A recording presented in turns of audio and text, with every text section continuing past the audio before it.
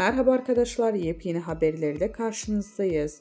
Mert Ramazan Demir gece 4'te eski evinde. Mert Ramazan Demir kız arkadaşıyla sabaha karşı 4'te Cihangir'deki eski evine girerken görüntülendi.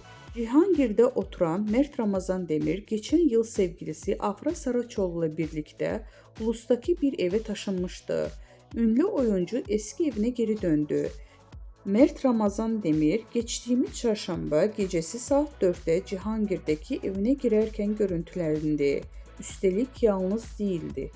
Çarşamba akşamı Cihangir'de giren Mert Ramazan Demir mekandan sabaha karşı genç bir kadınla ayrıldı. İkili Demir'in eski evine yürürken objektiflere yansıdı. Apartmanın kapısının arkadaşı anahtarla açarken oyuncu muhabirlerin sorularına cevap verdi.